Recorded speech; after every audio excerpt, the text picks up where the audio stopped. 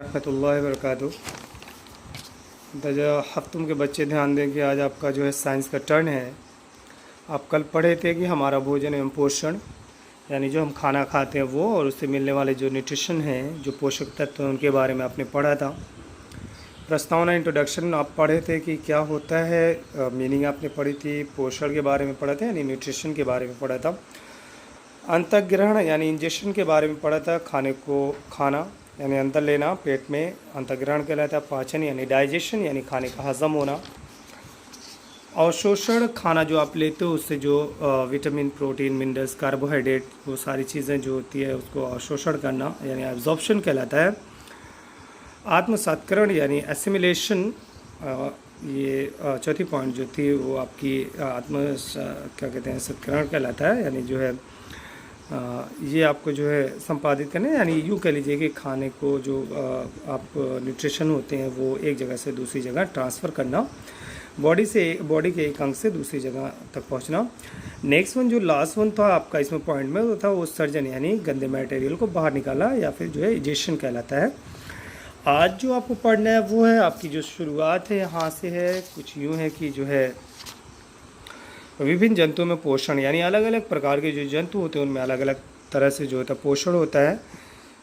यहाँ पे जो दिया गया है, विभिन्न जंतुओं में पोषण की प्रक्रिया के लिए विभिन्न संरचनाएं होती हैं यानी अलग अलग बनावट होती है। एक कोशिकीय जंतु आपको बताया गया कि जो जंतु होते हैं वो एक कोशिकीय होते हैं और बहुकोशिकीय होते हैं, यानी यूनिसेलुलर एंड मल्टीसेलुलर होते हैं। यूनिसेलुलर कहते हैं एक कोशिकीय को, मल्टीसेलुलर कहते हैं बहुकोशिकीय को।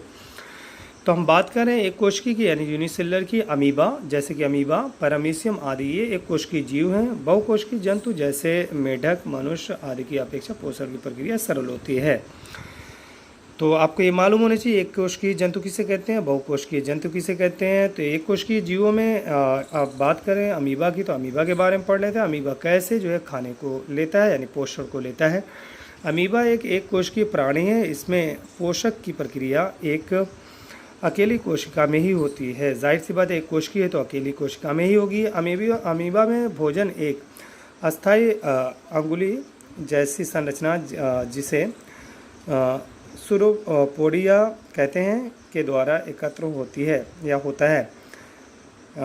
भोजन तत्वों का अंतर्ग्रहण एक सूडोपोडिया द्वारा होता है, यानी अमीबा में उंगली की तरह होता है सूडोपोडिया, उसके द्वारा होता है। जब दो अंतः वृत्तीय सूडोपोडिया मिलते हैं यानी एक दूसरे से मिलते हैं दो, तो शिकार के लिए एक भोज रिक्तिका बनता है या क्या कहते हैं। उसके अलावा कह रहा है पचा भोजन भोज रिक्तिका से साइटोप्लाज्मा में आता है। बिना पचा भोजन शरीर से बाहर निकाल दिया जाता है। यह प्रक्रिया आत्मसत्करण कहलाती है। तो आप इतना याद रखें कि अमीबा में जो है ना, बिना पचे हुए भोजन को बाहर निकाल देना बॉडी से, वो जो है आपका आत्मसत्करण कहलाता है। बात आती है पैरामीशियम की। ये जो है या किस तरीके से जो है पोषण करते हैं। एक कोशिकीय पैरामीशियम के सारे शरीर में बालों के समान संरचनाएं होती हैं जिन्हें सीलिया कहते हैं। इनका प्रयोग अंतःग्रहण में किया जाता है यानी खाने को अंदर लेना। सीलिया की नियमित गति भोजन को मुंह के समान संरचना में धकेलते हैं। शेष पोषण की क्रिया अमीबा के समान होती है। नेक्स्ट वन जो यहाँ पे आता है वो आता है मेढक, यानी मेढक किस तरीके से न्यूट्रिशन करते हैं, खाने को लेते हैं। मेढक अपना शिकार पकड़ने के लिए अपने चिपचिपी जीभ का प्रयोग करते हैं यानी ज़ुबान का प्रयोग करते हैं। स्टिकी होता है वो, जो है ना पकड़ लेता है, चुंबक की तरह चिपक जाता है। चींटियाँ खाने वाले छिपकली में भी पोषण प्रक्रिया मेढक की भांति पाई जाती है। भांति यानी तरह पाई जाती है। इन जंतुओं की जीभ फीते के समान मुंह में लिपटी होती है। शिकार को पकड़ने के लिए वे चिपचिपी जीभ को शिकार की ओर बहुत तीव्रता से फेंकते हैं, जिसमें चिपक के जो है आ जाता है और उसे जो है वो खा लेते हैं। कीटों में पोषण यानी कीट जो होते हैं उनमें किस तरीके से पोषण होता है। कीट को इंग्लिश में कहते हैं इंसेक्ट। खासतौर से जो इंसेक्ट होते हैं उनके 6 पैर होते हैं, ये भी आप जान लें। तितलियाँ, घरेलू मक्खियाँ, मच्छर, मधुमक्खी आदि का मुंह रूपांतरित होकर पुष्पों का पराग चूसने के लिए चूसक ट्यूब बन जाता है। जो पराग होता है उसे चूसते हैं, यूँ कह लीजिए जो रस होते हैं उसको चूसते हैं। या चूसक ट्यूब प्रोबॉस्सिस कहलाता है, जिसकी वजह से वो चूसते हैं उसे जो है प्रोबॉस्सिस कहलाता है। ये कीट इसे भोजन ट्यूब द्वारा भोजन को चूसते हैं।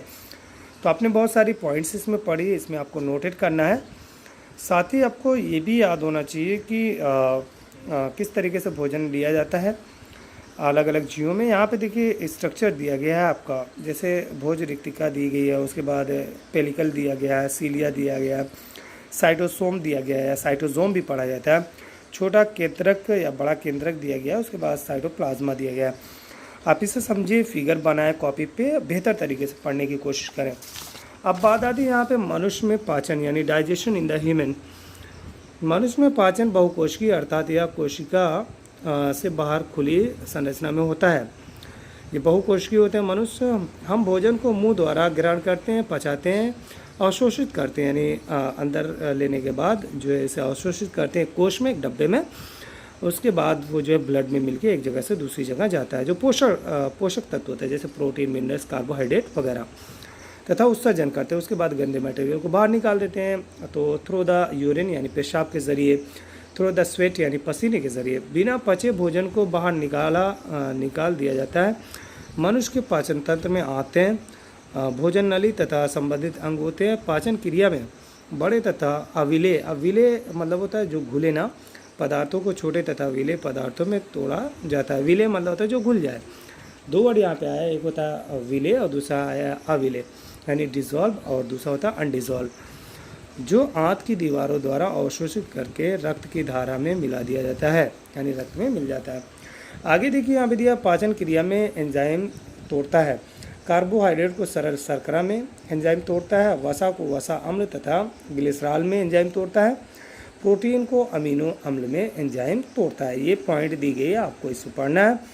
उसके बाद यहाँ पे एंजाइम क्या है, यहाँ पे ये दिया गया है, इसकी आप मीनिंग भी लिख सकते हैं और समझ भी सकते हैं। कुछ एंजाइम के नाम दिए गए हैं, जैसे यहाँ पे पेप्सिन है ना, ट्रिप्सिन आदि उदाहरण दिए गए हैं, ठीक है। एमाइलेज है वगैरह, ये सब जो है एंजाइम के उदाहरण दिए गए हैं। तो आप इसे भी पढ़ के अपनी कॉपी पर उतार सकते हैं। बाकी की चीज़ें आपको फिर नेक्स्ट टाइम बताई जाएंगी। तब तक के लिए have a nice day, see you tomorrow इंशाल्लाह ताला।